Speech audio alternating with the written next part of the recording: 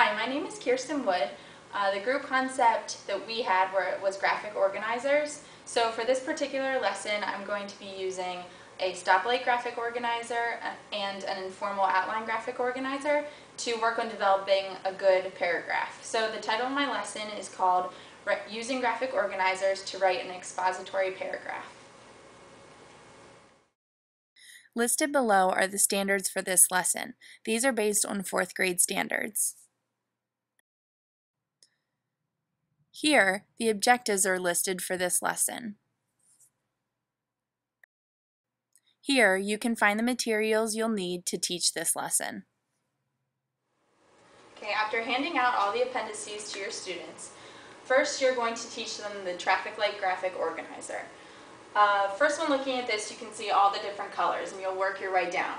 First, the green equals go, which is your topic sentence.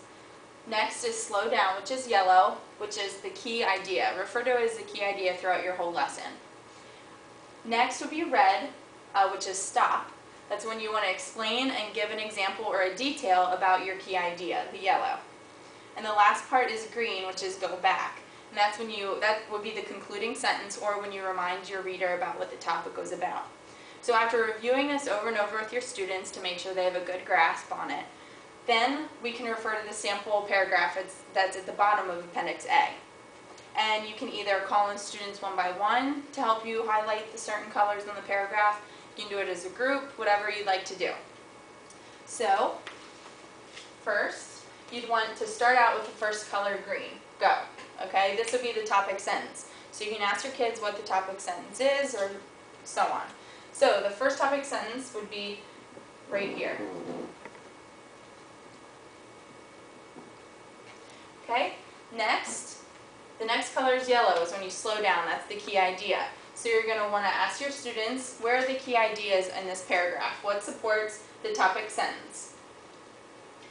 And if you're doing this on chart paper, this would be when you just have all your different colored markers and you can underline them with an already written paragraph. So the next color is slow down, which is yellow. So here, you're going to look for transition words. Up here it says use of transition. That will help your students also find the key ideas a little bit easier in the paragraph by looking for those transitions. So here's the first one where it says first, and they talk about the color green. Okay, then you can ask your students, let's just keep following the colors. So are there any more yellows? Look for another transition word. It's right here where it says next.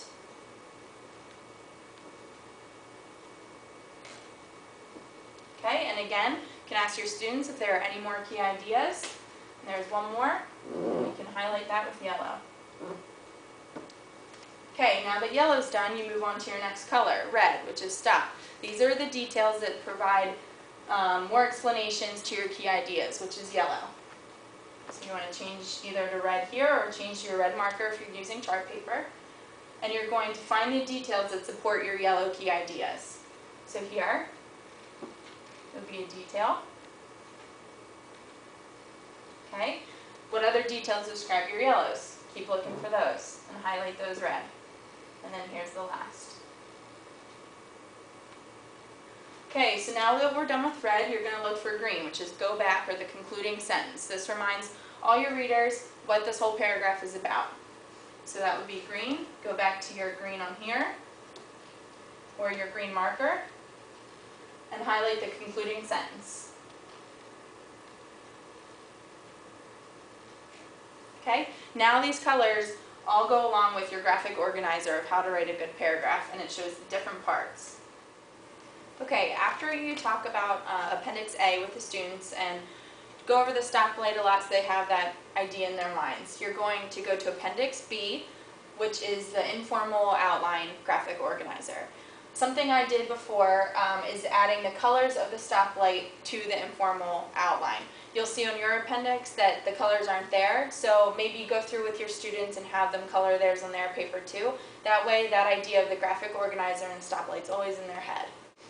So something to keep in mind while you're doing this as a class, write about something or think of a topic that your whole class has experienced. That way everyone can participate in this. So for example, if the class went on a trip to the zoo, let's talk about our zoo field trip. So I would give the topic idea to the whole class about our trip to the zoo. Okay, and you write that in the topic. So then we'll move to our key ideas, which are the yellow. So for example, we could talk about polar bears.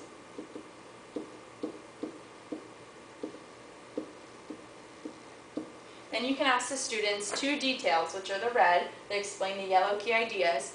Ask them 2 details about the polar bears that they liked. So for example, we can talk about how they liked to watch them swim in the water. And another detail about the polar bears that the students might have liked is how they were big and furry. Okay, as you can also see in your outline, there are 2 dots underneath each detail. This is when you want to expand the lesson, and eventually students could work up to writing more details about the details. For right now, we're just going to stick to the normal outline of just a key idea and details to support that key idea.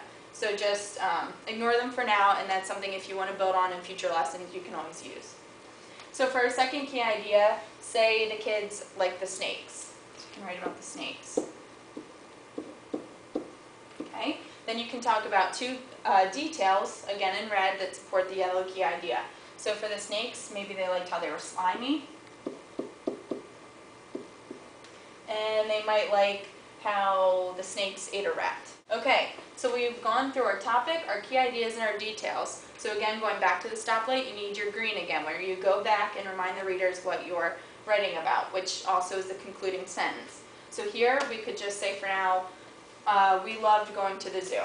Okay? Now you have all your parts in your informal outline, and you've kept referring back to the stoplight graphic organizer, and you use the informal outline graphic organizer to keep reiterating the same details about how to form a paragraph. Next, you'll move on to Appendix C, which is a sample paragraph. Here you can see on the left side is the informal outline, and on the right side is the paragraph from the outline. Again, this is when you apply the stoplight graphic organizer. Bring back all the colors and have your students come up and highlight those different parts in the paragraph. That way you keep repeating the process so the kids begin to see the different parts of the paragraph. Okay, when it comes to assessing your students, first what you're going to give them is Appendix B, which is the informal outline graphic organizer. Each student will have that. They'll have a piece of lined paper. You'll give them the teacher-generated kid-friendly rubric. That way, while they're writing their paragraph, they can refer to this to know what we're looking for.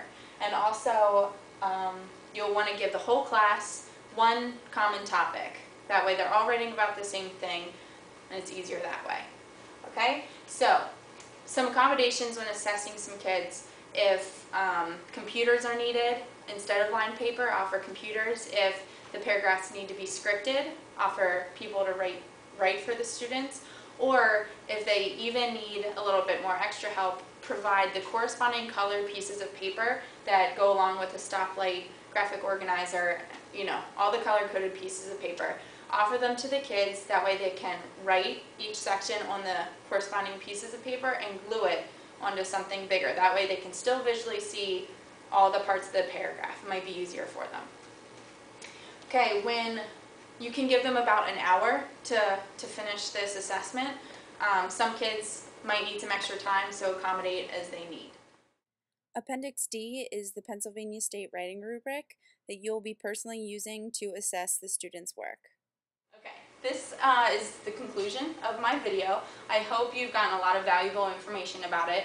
This is just one way graphic organizers can help you, and this is just one type of a graphic organizer. So when it comes to this lesson, you can use it and apply it to all different content areas. When you're reading a book, you can stop the class and have them look at a paragraph and break all the parts in the paragraph down, referring back to the colors.